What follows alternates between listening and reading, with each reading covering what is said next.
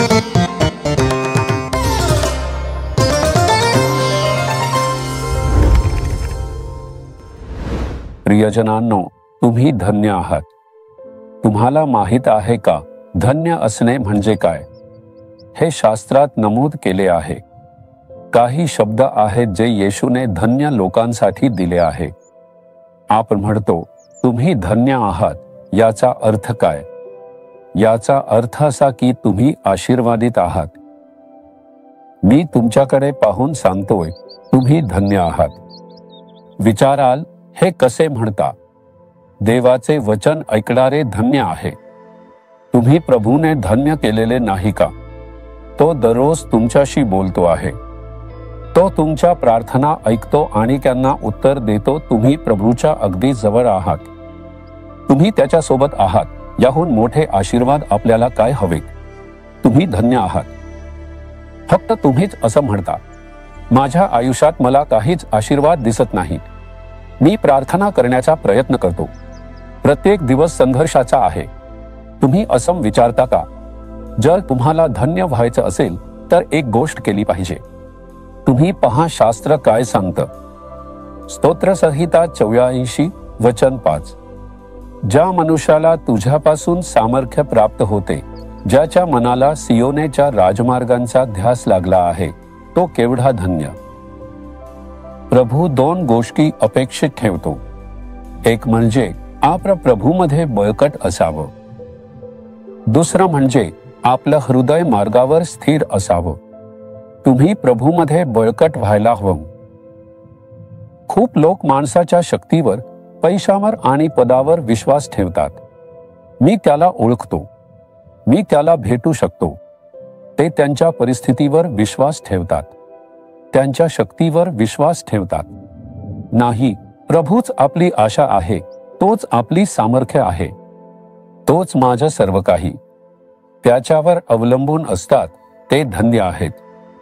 दुसरं म्हणजे ज्यांचं हृदय मार्गावर स्थिर आहे. तुमचं हृदय कसं आहे? शास्त्र सांगतं आपलं हृदय फसवणूक करणारे आणि दुष्ट आहे. ते कधी आणि कसे बदलेल हे सांगता येत नाही. लोक आपल्याशी चांगले वागतील, ते आपले मित्र होतील, ते आपल्याकडून पैसे उधार मागतील आणि आपली फसवणूक करतील.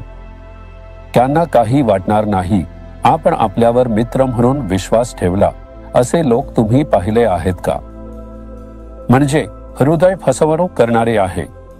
पैशांना पाहून ते एका प्रकारे बदलते, तर बढती मिळाल्यावर दुसऱ्या प्रकारे बदलते. आपलं हृदय योग्य मार्गावर चाललं पाहिजे. तुमचं हृदय कसं? याचा विचार करा. तुमच्या हृदयात मत्सर, गर्व, चिडचिड, राग किंवा फसवणूक आहे का? ज्यांच्या हृदयात ही गोष्टी आहेत त्यांना प्रभू कसा आशीर्वाद देईल? तुमचं हृदय निरागस असावं. तुम्ही सर्वांना प्रेम केलं पाहिजे. कोणावरही मत्सर ठेवू नका. कोणाचीही फसवणूक किंवा धूर्तपणा करू नका. तुमच्याकडे चोरीचे हेतू नसावे. तुम्ही प्रामाणिक आणि मेहनती पाहिजे. जर तुमचं हृदय योग्य असेल, प्रभू तुम्हाला आशीर्वाद देईल. जे फसवणूक करतात, चोरी करतात आणि खोट बोलतात, त्यांना तो कसा आशीर्वाद देईल? मी माझं हृदय कसं जपावं? तुम्ही हे सुनिश्चित केलं पाहिजे की तुमचं हृदय योग्य मार्गावर आहे का? योग्य मार्ग कोणता हे कसं ओळखायचं? म्हणूनच बायबल आहे. आपलं वागणं कसं असावं? आपल्याला कसं वागू नये? आपल्याला काय करावं, काय करू नये, हे सगळं बायबलमध्ये सांगितलं आहे.